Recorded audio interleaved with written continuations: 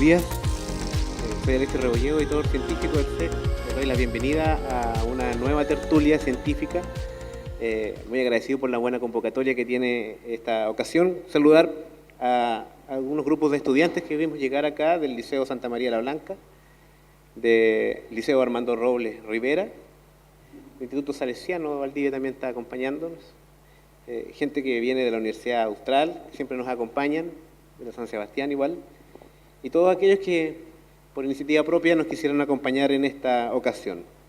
Les presento brevemente a nuestro expositor de hoy, Roberto Molina Quiroz, bioquímico de la Universidad Andrés Bello y doctor en microbiología de la Universidad de Santiago. Al salir del doctorado, se adjudicó un proyecto de postdoctorado Fondesit por 2 años en la Facultad de Ciencias Químicas y Farmacéuticas de la Universidad de Chile. Posteriormente se muda a Boston, Estados Unidos, para trabajar como investigador postdoctoral en el Departamento de Biología Molecular y Microbiología de Tufts University. Desde su doctorado estaba interesado en entender los cambios fisiológicos que generan los antibióticos en bacterias. Sin extenderme más, voy a dejar con ustedes entonces a Roberto. Un aplauso para él, por favor.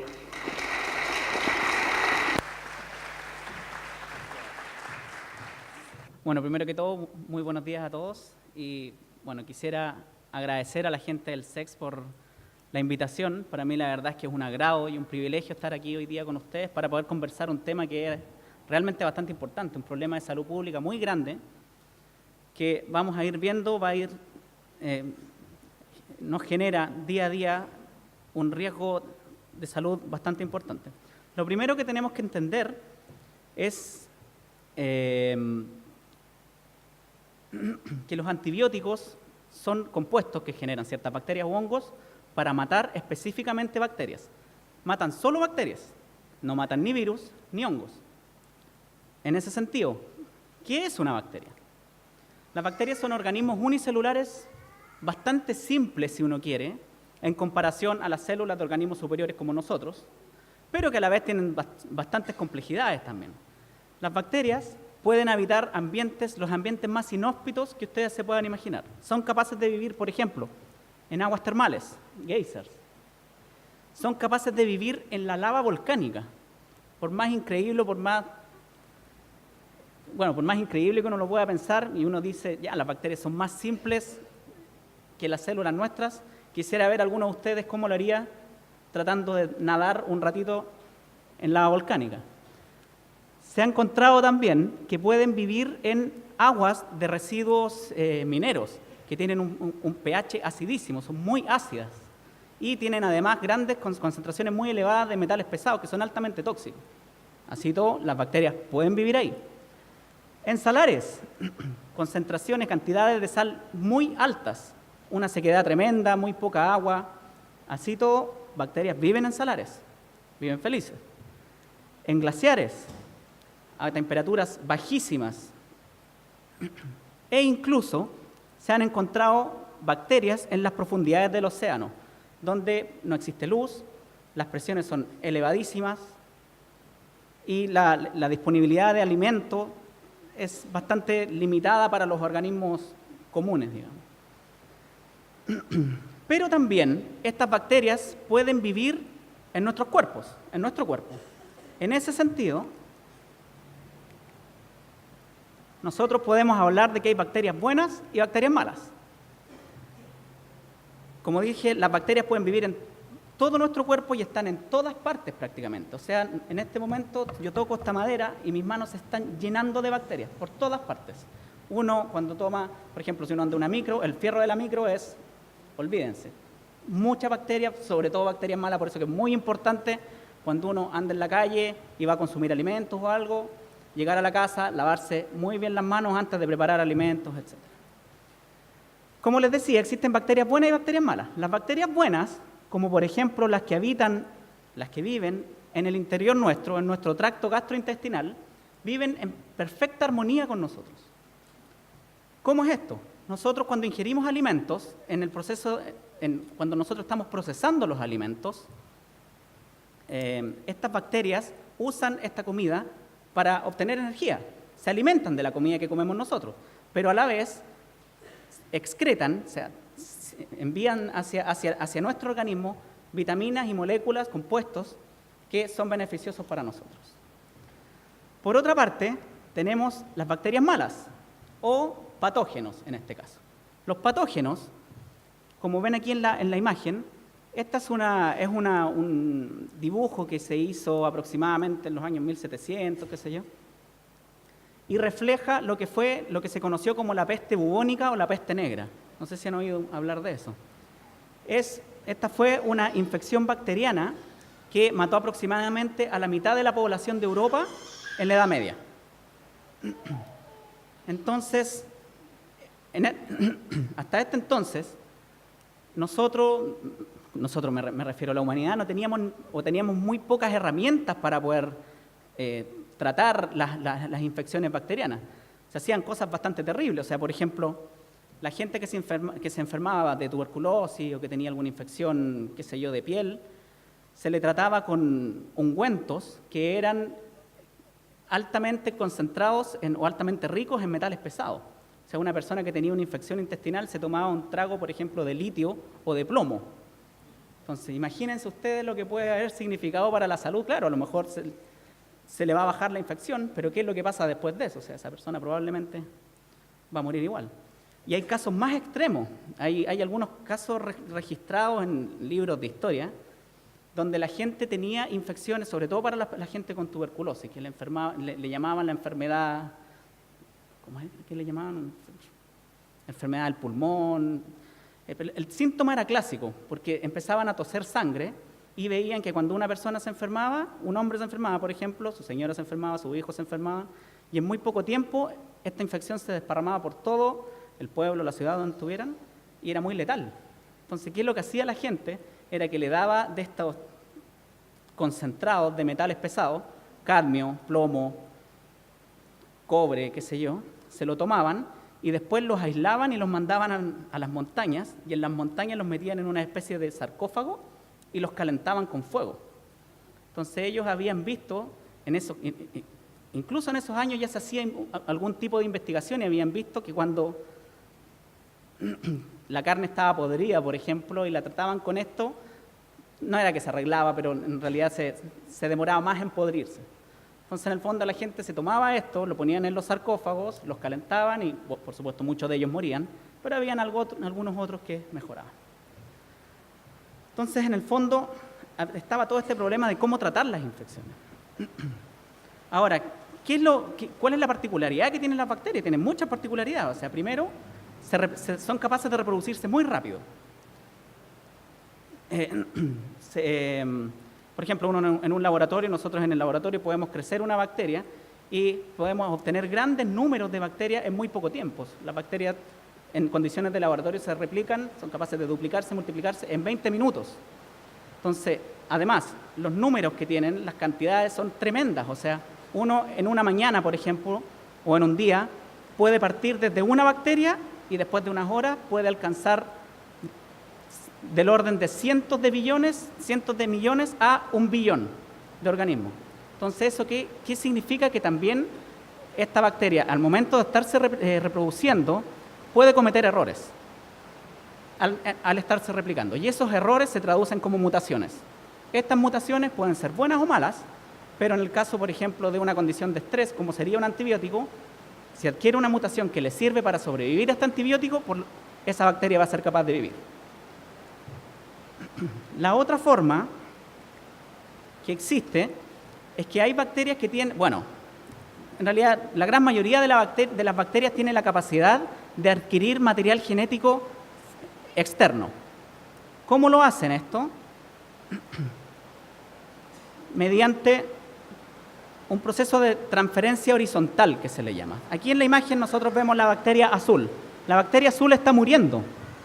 Entonces, ¿qué es lo que va a pasar? Una vez que esta bacteria azul muere, libera su contenido de material genético al ambiente y la bacteria verde capta este material genético y ahora es capaz de adquirir el color azul de la bacteria que estaba muerta. O sea, si nosotros lo pensáramos, en el caso nuestro, de los humanos, si nosotros fuéramos caníbales, por ejemplo, si yo me comiera una persona que tiene los ojos azules, mis ojos, que son café, pasarían a ser azules, porque yo adopté el rasgo de esta persona que tiene los ojos azules.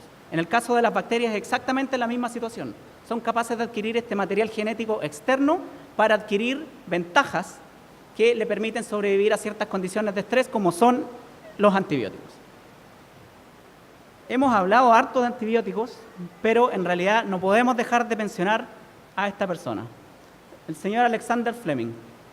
En el año 1929, el señor Alexander Fleming estaba en su laboratorio haciendo experimentos con una bacteria que es muy patógena, que se llama Staphylococcus aureus, que genera infecciones de piel. Y lo que esta persona estaba haciendo es tomar una de estas placas Petri que tienen en todos los nutrientes y toda la comida que una bacteria necesita para poder sobrevivir y para poder multiplicarse. Entonces, esta persona tomó una bacteria y la desparramó aquí, la rayó. Y quedó así con esta forma de zigzag. Uno siempre cuando trabaja en el laboratorio tiene que procurar mantener las condiciones de esterilidad lo mejor posible. Para eso uno usa mecheros de estos que permiten generar un área de esterilidad. Esta persona aparentemente en algún momento cometió un error de manipulación y se le contaminó el cultivo con un hongo. Y después dijo, bueno, se contaminó, se me echó a perder el experimento, voy a botar esto a la basura y voy a hacerlo de nuevo. Pero a él le llamó la atención algo que estaba pasando aquí. Si se fijan, aquí está la bacteria, aquí está el hongo, y aquí alrededor tiene esta zona donde no hay bacteria. Y debería haber bacteria. Entonces esta persona, lo importante del descubrimiento de Fleming es que él fue capaz de darse cuenta de que este hongo estaba secretando hacia el medio un compuesto que es capaz de matar bacterias. Este descubrimiento lo tomó luego, 10, 15 años más tarde, un par de personas y fueron capaces de replicar y producir masivamente la penicilina. Esto que está secretando este hongo aquí es lo que conocemos el día de hoy como penicilina. Entonces estas otras dos personas tomaron este hongo, lo produjeron, digamos, mayores cantidades, purificaron la penicilina y obtuvimos en los años 40 aproximadamente el primer antibiótico. Este descubrimiento le valió a Alexander Fleming y las otras dos personas el Premio Nobel de Medicina en el año 1941. Si se fijan, a la fecha nosotros hemos sido capaces de ir descubriendo diferentes moléculas o compuestos antibacterianos, diferentes antibióticos, tetraciclina, eritromicina, meticilina, etcétera, durante los últimos 50, 60 años. Pero diría yo que desde el año 2000 en adelante, desde los 80 en adelante, la velocidad a la que estamos descubriendo nuevos antibióticos bajó drásticamente. O sea, no hemos sido capaces de generar nuevos compuestos antibacterianos. Y ahora, si se fijan en la otra mitad de esta figura, al poco tiempo después de que un antibiótico es introducido para ser utilizado como terapia, empiezan a aparecer las cepas resistentes a estos antibióticos. Fíjense, por ejemplo, lo que pasa con la tetraciclina. Fue introducida como antibiótico para tratamiento en el año 1950 y 9 años después aparece una cepa resistente a tetraciclina. El caso de meticilina es aún más drástico.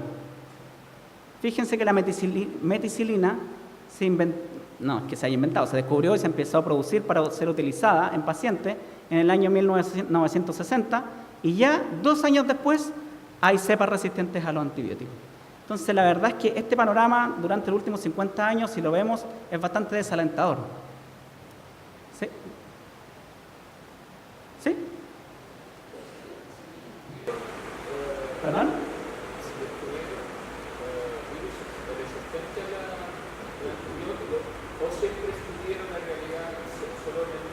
Esa es una súper buena pregunta. O sea, la verdad es que es un poco más como ¿qué fue primero, el huevo o la gallina? Probablemente estas bacterias resistentes a los antibióticos estaban en el medio, pero en menor cantidad. Entonces, cuando se empiezan a usar los antibióticos en forma masiva, estas bacterias tienen la ventaja de poder sobrevivir a ese estrés y por lo tanto se empiezan a enriquecer. Todas las que son sensibles van a morir y estas van a poder prosperar.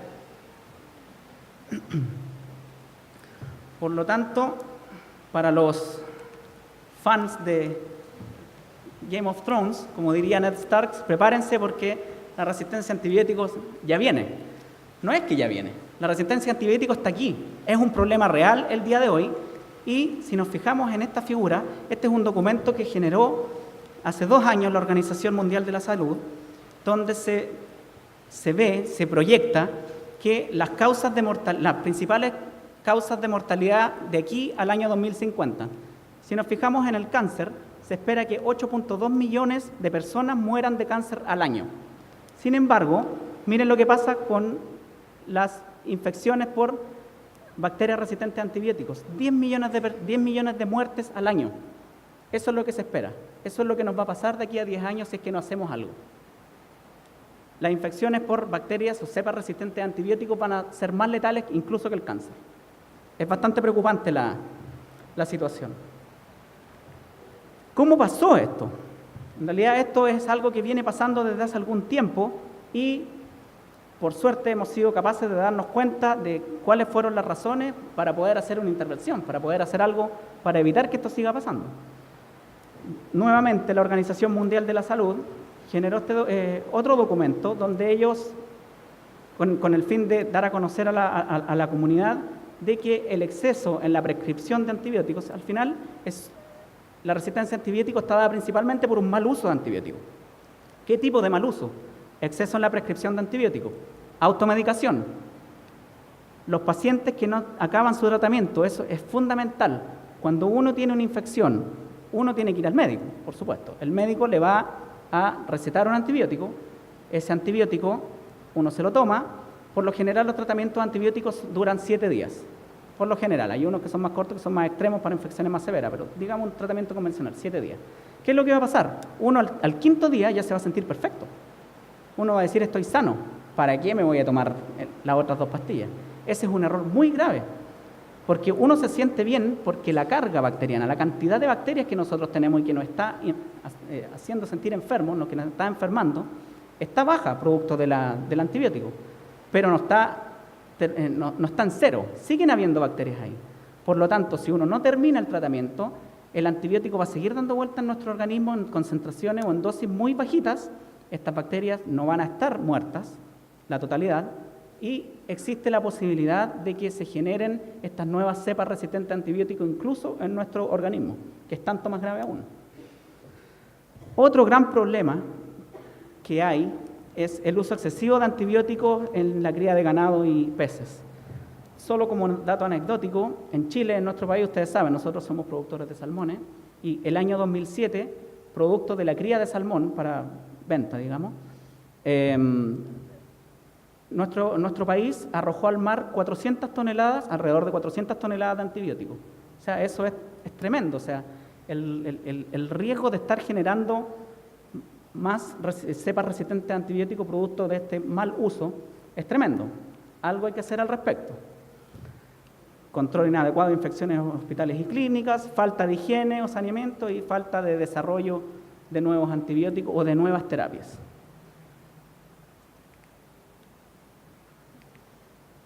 ¿Cuál es el problema de volver a una época pre-antibióticos? Si nosotros nos fijamos aquí, por ejemplo, el día de hoy nosotros tenemos acceso a una medicina que nos permite vivir, diría yo, en bastante buenas condiciones. Y hay ciertos procedimientos que son rutinarios, como por ejemplo la instalación de marcapasos para las personas que tienen problemas cardíacos, la diálisis, la gente, por ejemplo, que tiene diabetes, que se puede inyectar insulina y puede vivir sin ningún problema. Hay muchas veces cuando una persona tiene problemas óseos, se reemplazan los huesos con prótesis, pero todo esto va de la mano de una intervención quirúrgica. Entonces, para instalar el marcapaso hay que abrir el corazón, etcétera, ¿cierto? Entonces, el riesgo de contraer una infección es muy grande. ¿Qué pasa ahora si nosotros no tenemos antibióticos que sean eficaces para poder tratar cepas resistentes a antibióticos, valga la redundancia? Es que todo esto que nosotros conocemos como la medicina convencional vuelve a una época prehistórica, si quieren. La gente, por ejemplo, si yo me quisiera inyectar insulina para poder vivir sin ningún problema, ¿qué pasa si tengo en mi piel alguna bacteria que sea resistente a antibiótico, me la puedo inocular, que se dice, me puedo infectar con esa bacteria y en el fondo va a ser peor el tratamiento en el fondo. Ahora, además, hay otros dos grandes grupos de riesgo, que son los pacientes que se están haciendo quimioterapia, tratamiento para el cáncer, y los pacientes que son portadores del virus del VIH, que genera el SIDA. Estos dos grupos de pacientes tienen su sistema inmunológico muy disminuido, está muy mermado, entonces son más susceptibles a tener infecciones. Y estas personas, si se toman una infección, por ejemplo, una infección respiratoria, con una cepa resistente a antibióticos, ahí lamentablemente hay muy poco que hacer.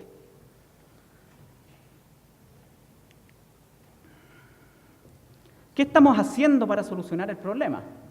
Varias cosas, la verdad. Como les decía, la Organización Mundial de la Salud generó este documento donde se proponen el uso de bueno, en realidad hay varios puntos que ellos proponen, tanto para que los gobiernos hagan algo al respecto, como para que los científicos o las universidades puedan aportar con alguna posible solución. Lo primero es hacer investigación y desarrollo en la detección y en detección de enfermedades de cepas resistentes a antibióticos y nuevas terapias. Nuevas terapias pueden ser nuevos antibióticos o, como vamos a ver después, otro tipo de terapia, no necesariamente antibiótico como tal.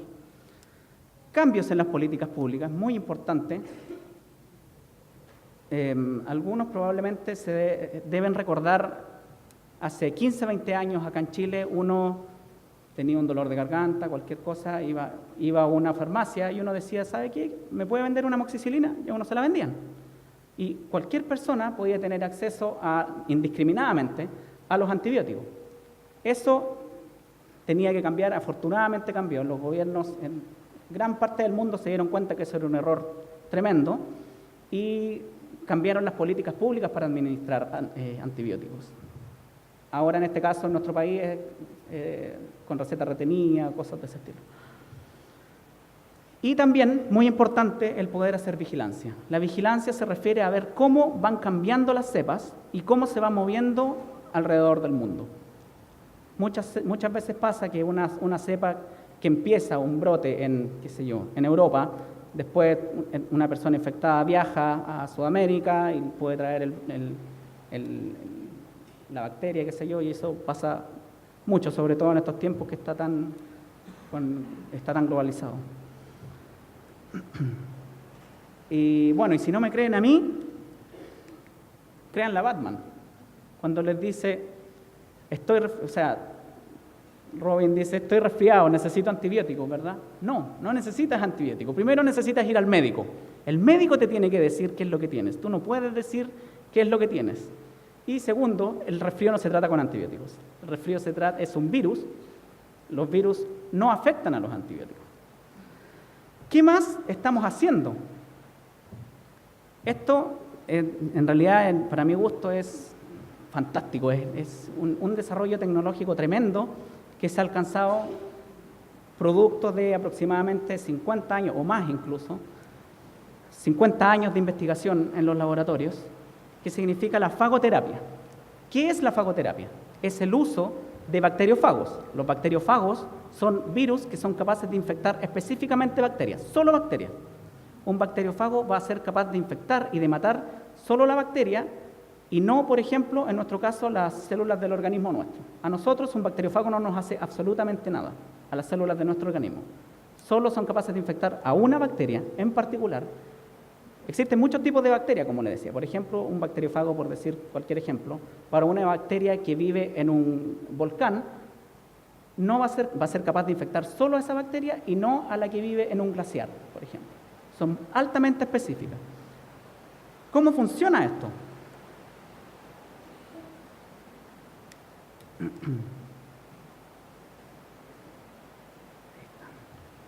Si se fijan aquí en la imagen, esto es un virus de bacteria, un bacteriófago.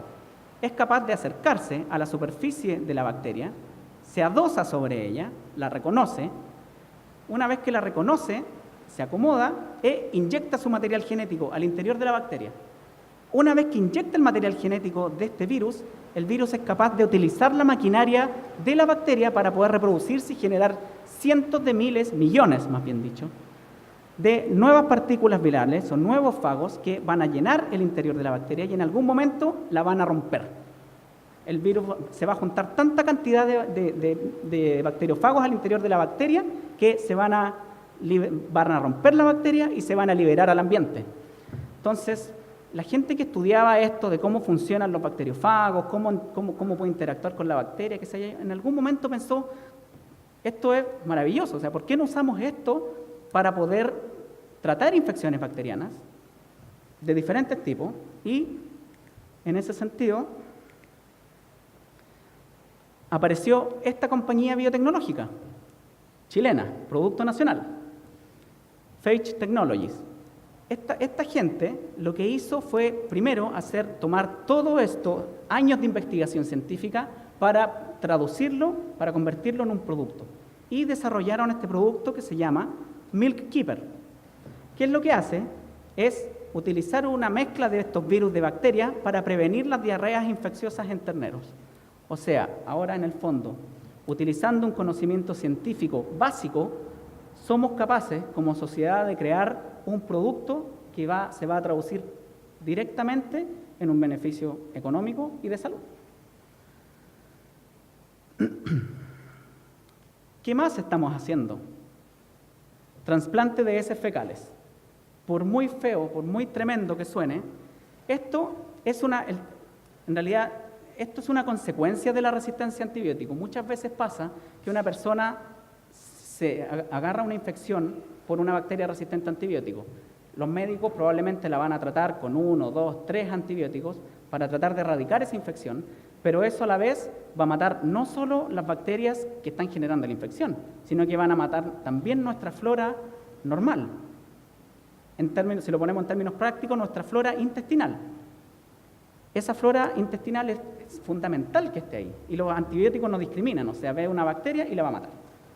Entonces, cuando estas personas se están tratando por una infección con una bacteria multiresistente a antibiótico, por ejemplo, van a perder la flora intestinal y ese es el ambiente perfecto para que llegue otra bacteria, que también es patógena y que se transmite especialmente en hospitales y que va a ser capaz ahora de colonizar el interior de nuestros intestinos, provocando tremendos problemas para la salud del paciente.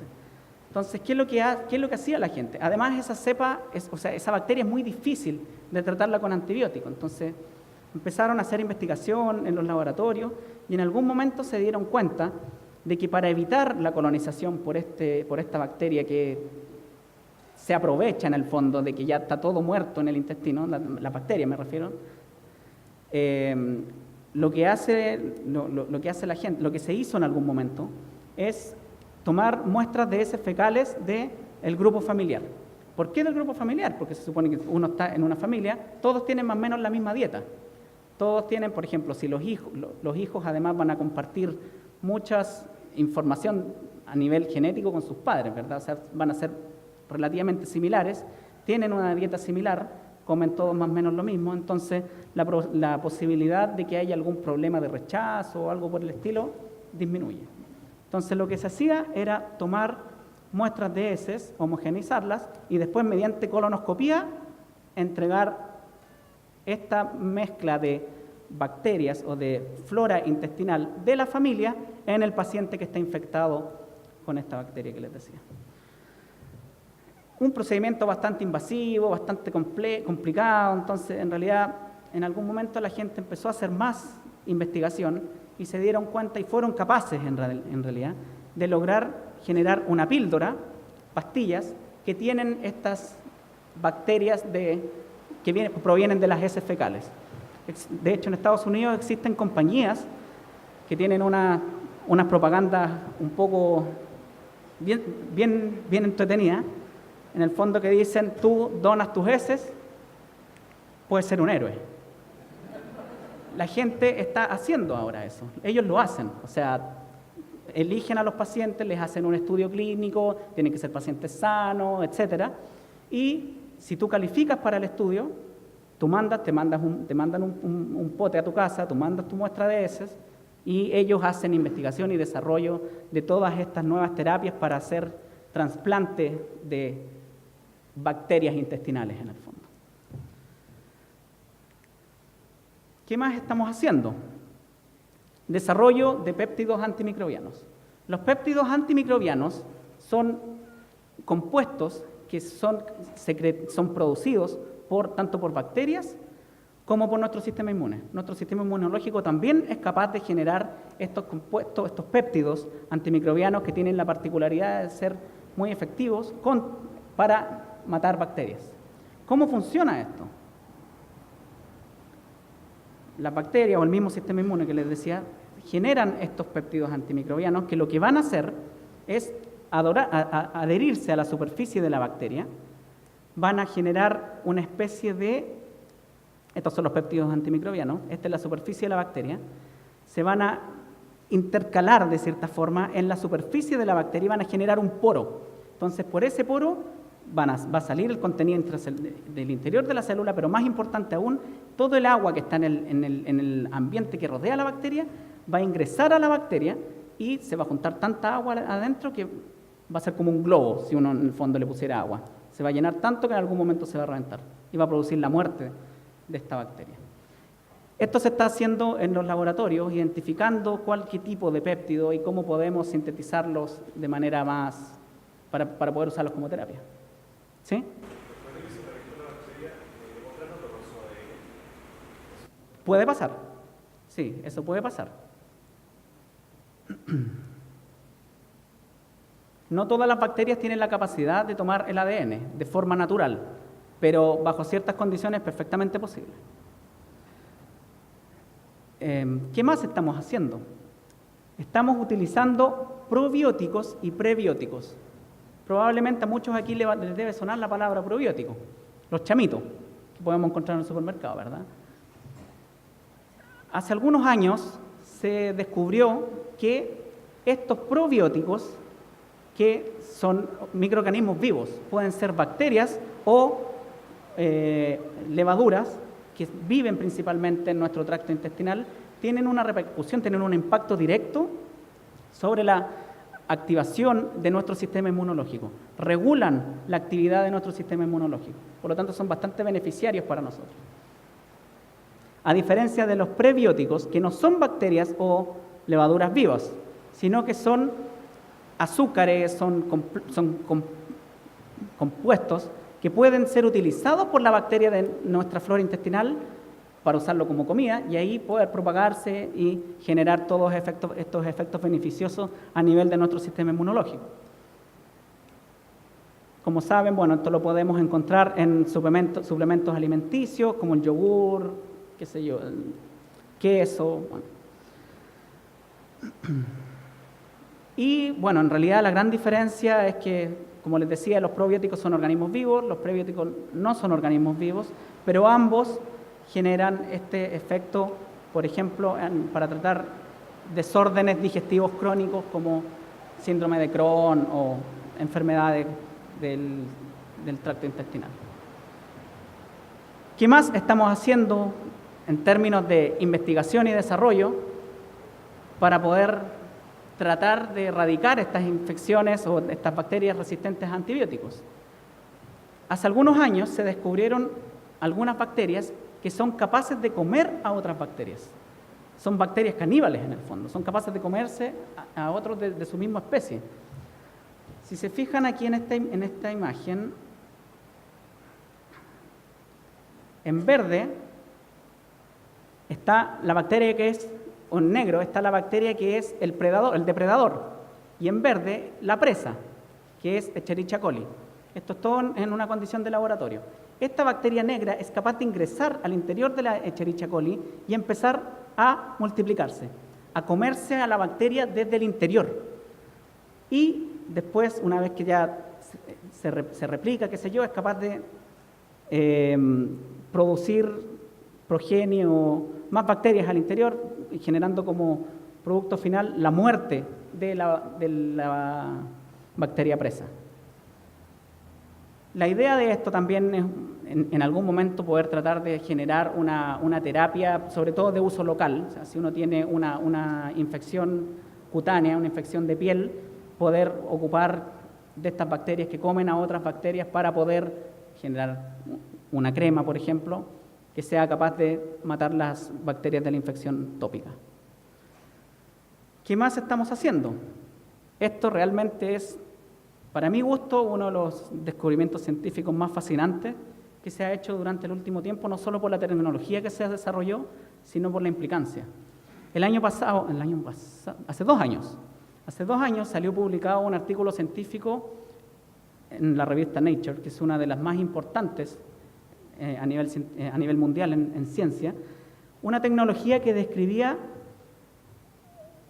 en realidad es más importante pensar por qué se desarrolló esta tecnología.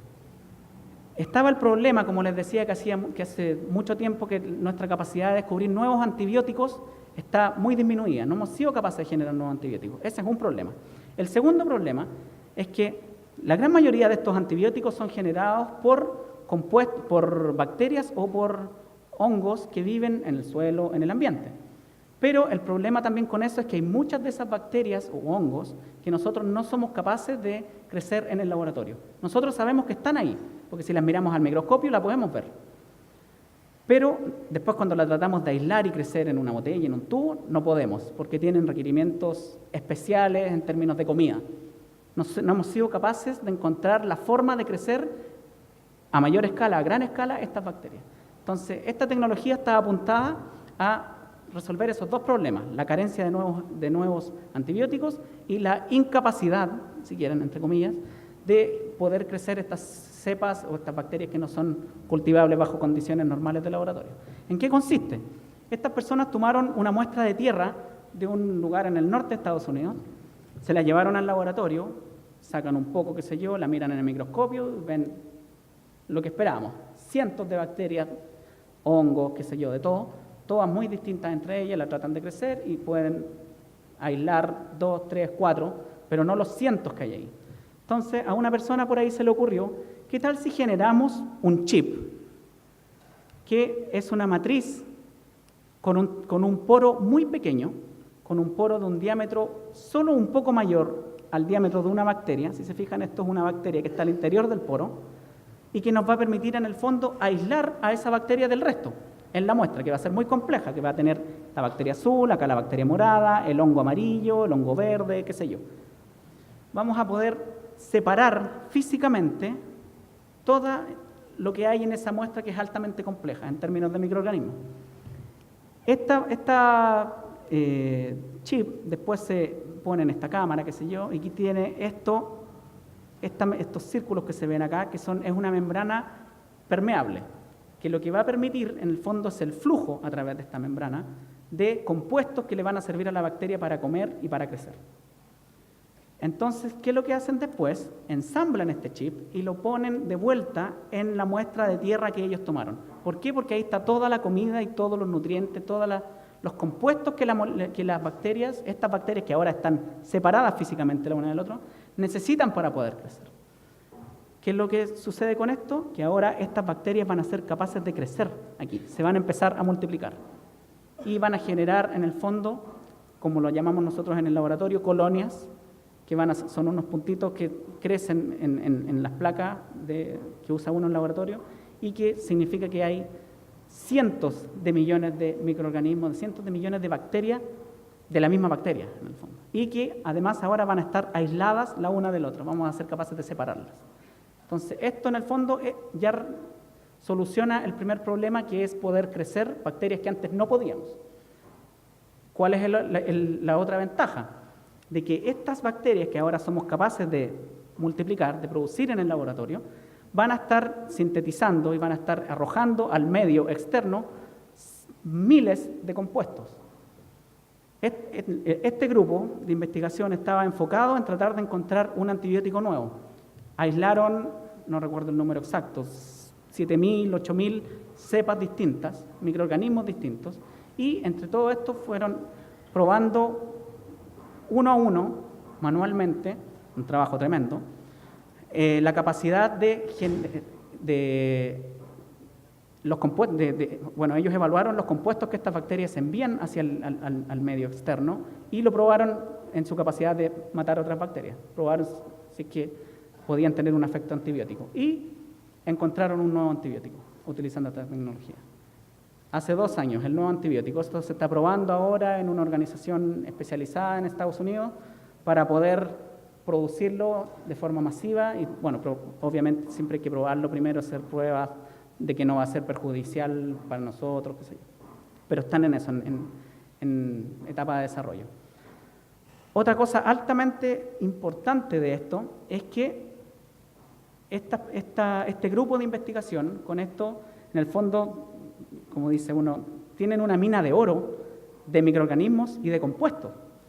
Ellos en este trabajo, solo ocupando esa muestra de tierra del norte de Estados Unidos, fueron capaces de aislar, como les decía, 6.000, 7.000 bacterias nuevas, pero además, y más importante aún, fueron capaces de aislar 10.000 compuestos nuevos. Tienen 10.000 compuestos que son secretados, que son producidos por estas bacterias, que no tienen idea para qué pueden servir. Entonces, ellos dijeron, aquí hay un potencial económico, farmacéutico importante, y generaron una compañía biotecnológica. Y lo que están haciendo ahora ellos es probar esta librería de compuestos, 10.000 compuestos, contra todo lo que ustedes se puedan imaginar, cáncer, malaria, VIH, diabetes, todo lo que se puedan imaginar lo están probando porque tienen 10.000 compuestos nuevos que no saben y no tienen idea para qué les pueden servir. Pero el potencial que hay ahí es tremendo. ¿Qué más estamos haciendo? Perdón. El uso de nanopartículas y la nanomedicina como tal. Esto está muy de moda últimamente y la verdad es que significa o consiste en utilizar unas partículas muy pequeñas del orden de los nanómetros, que es la millonésima parte de 1 milímetro. Son muy, muy, muy pequeños y que tienen diferentes propiedades químicas y físicas, lo que las hace muy interesantes para su uso en medicina. Algunas de las aplicaciones más comunes que se han probado y que se están desarrollando el día de hoy en los laboratorios es, por ejemplo, diagnóstico, para diagnosticar, porque son más sensibles a la detección de ciertas enfermedades para tumores que se están generando, qué sé yo. Entrega de drogas, debido a que son tan pequeñas, son capaces de atravesar las membranas, por ejemplo, la barrera hematoencefálica, cosa que ningún fármaco prácticamente, o muy pocos fármacos pueden hacer. Entonces tienen un potencial en medicina que es muy grande. Diagnóstico, detección, para la toma de imágenes, diferentes funciones. Y a lo que concierne al tema de la resistencia a antibióticos, ¿qué es lo que se ha hecho? En este trabajo, los investigadores tomaron 3 cepas bacterianas. Una cepa de Escherichia coli de laboratorio, que no es patógena, no nos enferma a nosotros la usamos todos los días en el laboratorio y no pasa nada, es muy segura para trabajar. Otra cepa de Escherichia coli, que es hermana de esta, pero que es multiresistente a drogas, multiresistente a antibióticos, tiene la capacidad de resistir a muchísimos antibióticos. Y otra de estas bacterias malas, otro de estos patógenos, Klebsiella pneumoniae, que es un patógeno de las vías respiratorias. ¿Qué fue lo que hicieron en este trabajo? Pusieron en unas gotas y vieron que, al mirarlo al microscopio, estos puntitos reflejan el número de bacterias que hay. Todos estos puntitos aquí son bacterias.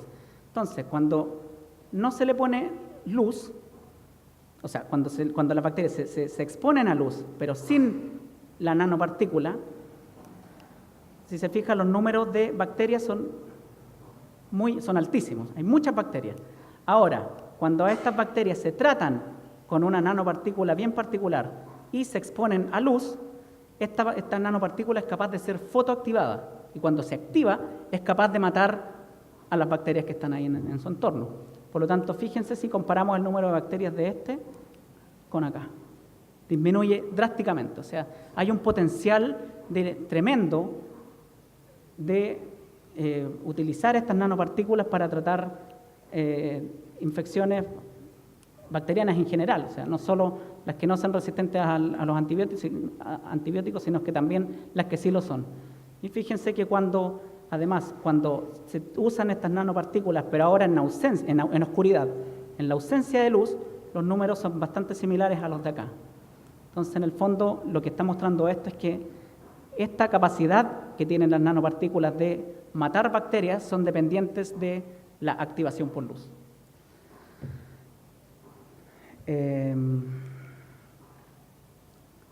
Bueno, nosotros, si están interesados, siempre estamos subiendo información de diferentes áreas de la microbiología. Estamos en Facebook, en Twitter, y si tienen alguna pregunta, yo feliz. Muchas gracias.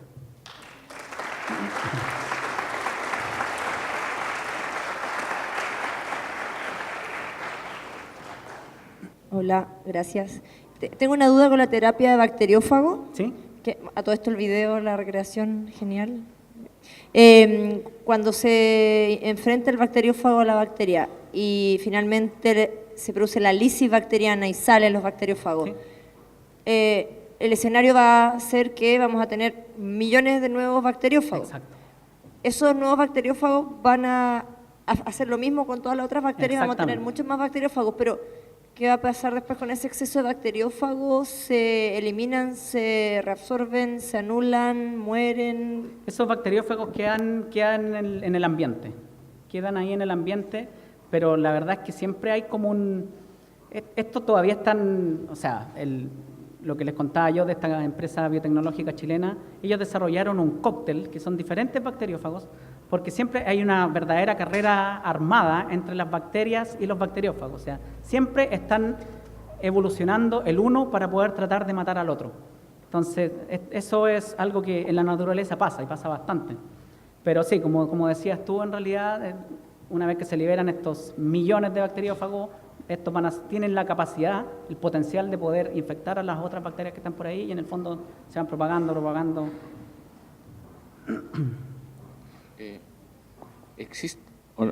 ¿Existe el riesgo de que, así como pasó con los antibióticos, esta fagoterapia genere bacterias resistentes a los bacteriófagos? O la nanopartícula. Lo mismo para las nanopartículas, o sea, este tratamiento con nanopartículas finalmente termina generando resistencia y agrave más el problema en vez de solucionarlo. Absolutamente, o sea, eso lo más probable es que así sea. Por eso, primero, con respecto a la fagoterapia, por eso que se usan, por ejemplo, en este producto para la ganadería, se ocupan cócteles de fagos. Diferentes fagos que van a tener diferentes regiones de reconocimiento en la bacteria, por lo tanto, la capacidad de evolucionar estas zonas de reconocimiento es más limitada. O sea, contra un antibiótico el blanco es 1, contra un fago el blanco también va a ser 1, pero si usamos 3, 5, una sola bacteria, o la probabilidad de que una sola bacteria adopte las mutaciones que le permitan vivir o sobrevivir a los 5 fagos son bastante limitadas. Por eso se usan estos cócteles. ¿Pero eso no podría ser una manera de amplificar el problema? ¿Amplificarlo de qué forma? Porque estamos generando resistencia en vez de a un fago, a 5 fagos.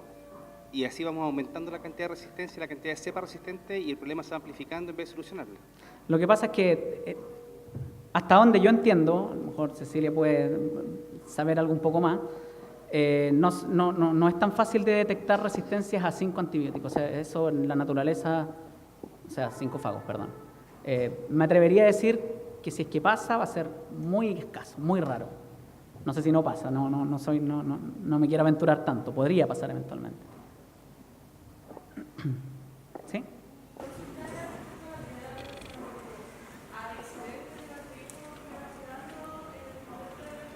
¿Sí?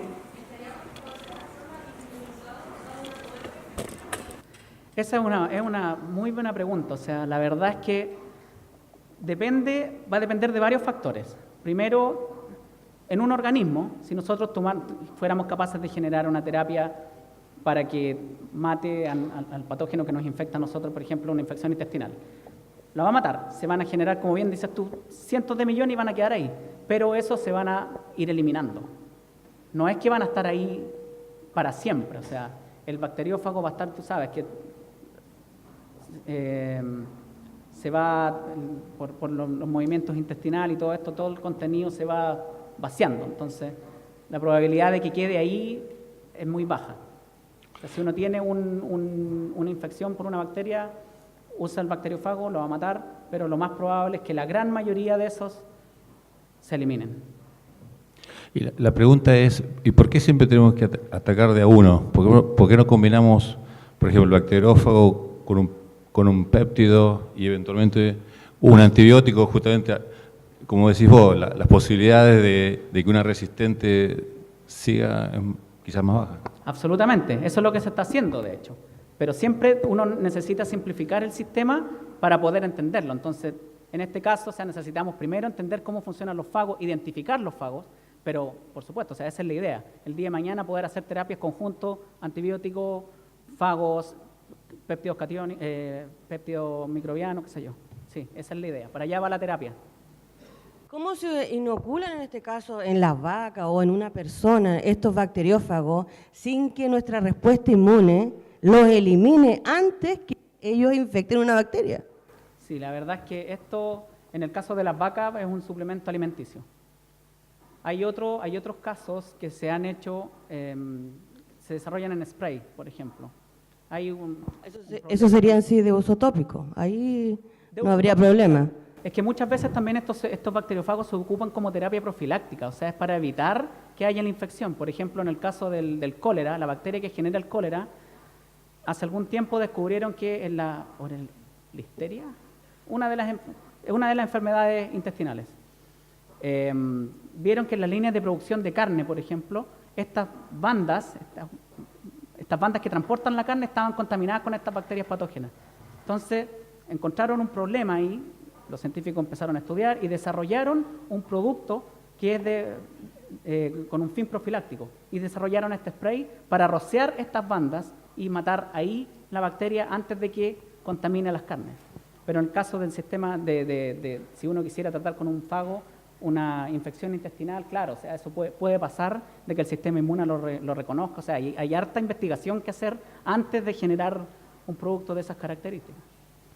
Todos han preguntado acerca de la fagoterapia y una de las propiedades que usted explicó es que los fagos son muy específicos a ciertas especies de bacterias. Sí. Teniendo en cuenta que las bacterias han desarrollado la resistencia a los antibióticos, mi pregunta va a qué posibilidad hay de que los fagos desarrollen mutaciones que les permita actuar en diferentes bacterias y no solo en una específica. Altísimas. Eso pasa todos los días, de hecho. Nos pasa en el laboratorio. Uno, si junta una bacteria en una botella con un fago, lo pone a crecer, lo pone a incubar, después de un par de horas, probablemente el fago va a matar la gran mayoría de las bacterias que hay en esa botella, pero también van a aparecer de estas resistentes, así, rapidísimo. Por eso que les decía que es como una carrera armada en el fondo. Siempre la bacteria está tratando de eliminar al fago, el fago está tratando de resistir a la bacteria, entonces están constantemente evolucionando para poder ganarle el uno al otro.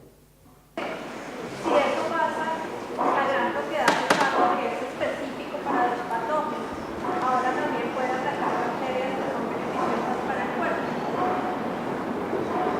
No, la diferencia ahí es que lo que va a cambiar en el fondo es la capacidad de sobrevivir al ataque que le puede hacer la bacteria blanco como tal. Pero es muy difícil que haya puede pasar también, sí, en realidad en microbiología no hay absolutos. Puede pasar de que por alguna mutación, por algún cambio, cambie la forma en que reconoce este bacteriófago a la bacteria. O sea, en los virus de organismos superiores eso pasa. O sea, ustedes se acuerdan hace algunos años cuando hubo este brote de la gripe porcina. Eso es el virus que nos infecta a nosotros, a los humanos, empezó infectando a los chanchos. Y después sufrió mutaciones, sufrió rearreglos, cambios, que hacen que ya no reconozca al chancho, sino que nos reconozca a nosotros y nos enferme. O sea, esas cosas pasan. Con respecto a algo que mencionaba alguien en otra pregunta, quizá, yo no sé, no soy biólogo, pero en mi opinión, para evitar lo que pasó con los antibióticos, que el uso masivo de antibióticos generó resistencia masiva a los antibióticos, tal vez como estrategia mundial compartida debería no sé, parece más razonable hacer lo siguiente, que por, no sé, 20 años, 30 años, se usa una herramienta hasta que se desarrolla resistencia a esa herramienta, después de 30 años se usa la otra, porque si se usa todo junto, quizás vamos a tener super bacterias como X-Men que resisten a todo y estamos cagados. Digamos. La verdad que la verdad es que eso se está haciendo el día de hoy. Sí, no lo mencioné, pero hay algunos grupos, hay algunos estudios clínicos donde la gente, los médicos, están tratando a los pacientes con drogas que ya sirven prácticamente para nada. La penicilina, o sea, los usos de penicilina en estos días son bien limitados. Porque hay muchas cepas resistentes, entonces se están dejando de usar entre comillas. Pero sí, o sea, en el fondo la idea es también un poco hacer estos tratamientos cíclicos. Tratar, como decías tú, 15 años con un set de drogas, después de esos 15 años, esto todo lo guardamos, sacamos un grupo nuevo y así. O sea, eso se está haciendo investigación al menos.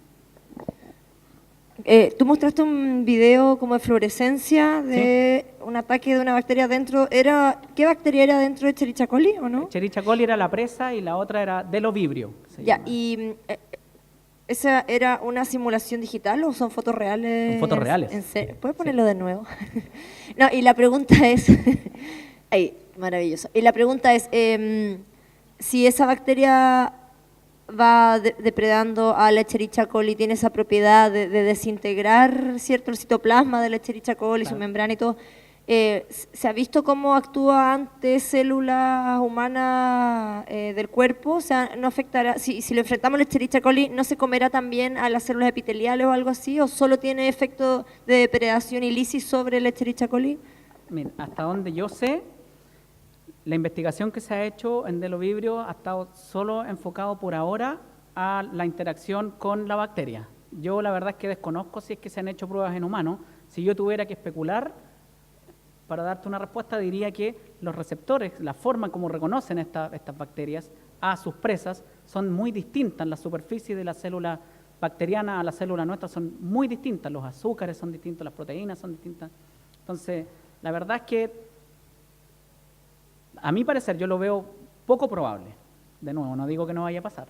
Falta mucha investigación para eso todavía. O sea, esto es solo una propuesta de poder ocupar estas bacterias carnívoras contra otras, pero para que de ahí a que llegue a una terapia como tal, falta mucha investigación aún. Si una bacteria X es eliminada por un bacteriófago específico para dicha bacteria, luego una bacteria Y adquiere material genético sobrante de la bacteria X. ¿La bacteria Y también adquiere esa vulnerabilidad al bacteriófago específico? Depende, porque cuando uno habla de que se está adquiriendo material genético externo, ese material genético va a ser incorporado por la nueva bacteria, por tu bacteria Y, se va a integrar al material genético de la bacteria, y si hay una condición de estrés en el ambiente, si fuera este fago que dices tú, por ejemplo, y el pedazo, el fragmento de material genético que adoptó le permite sobrevivir a esa condición de estrés, entonces sí.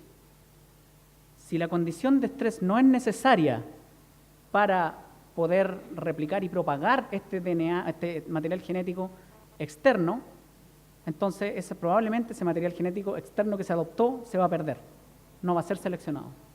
Depende mucho de las condiciones del ambiente. O sea, siempre que una bacteria toma material genético externo, va a depender del estrés al que esté enfrentado para poder replicar eso y poder mantenerlo. En el caso de que se lleguen a realizar tratamientos con bacteriófagos, ¿es posible de que en algún momento el sistema inmune llegue a asimilarlos y adquirirlos como un nuevo sistema de defensa? Eso es más complicado, o sea, porque para que lo que sí puede pasar es que el sistema inmune reconozca a estos fagos como algo externo, algo ajeno y lo destruya.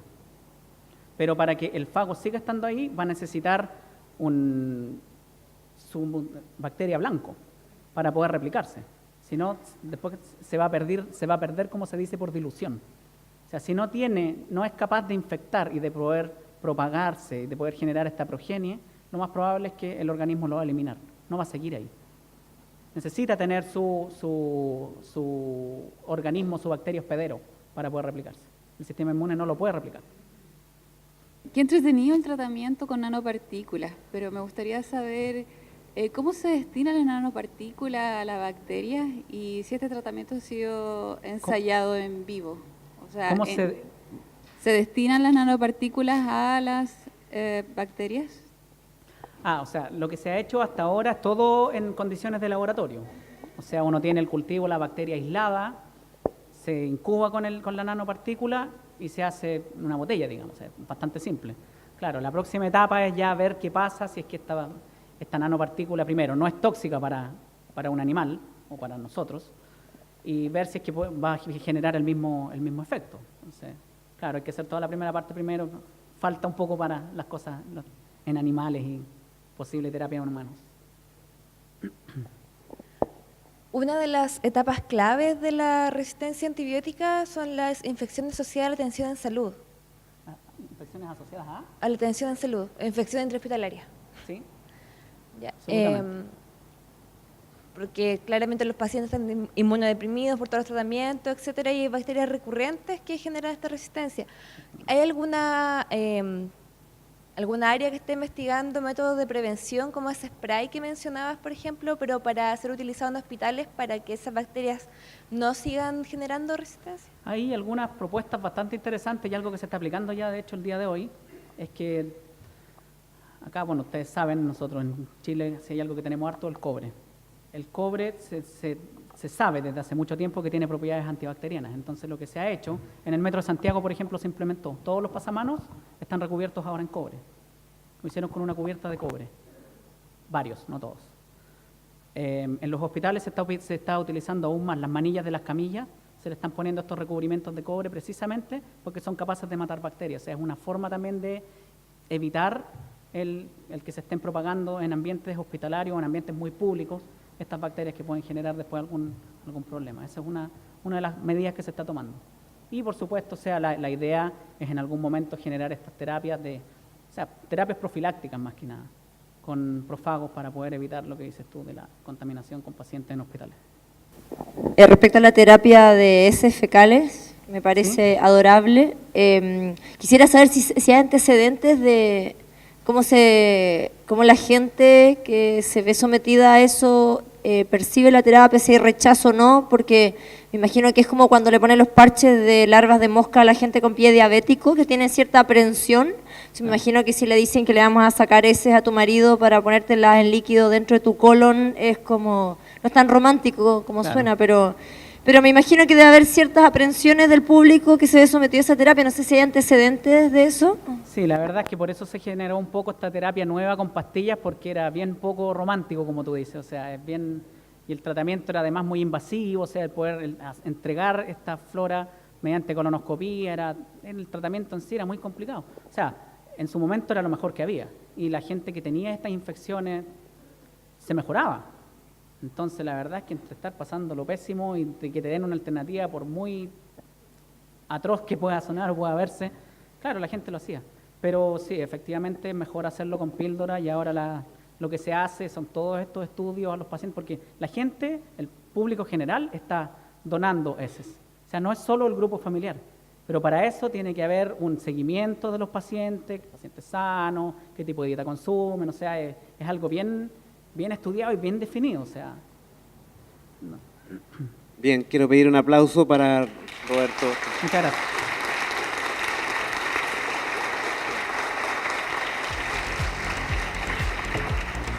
Próximamente esta tertulia la pueden encontrar en la página web del SEC, sec.cl/media, por si quieren volver a repasar esta sesión. Muchas gracias por acompañarnos hoy.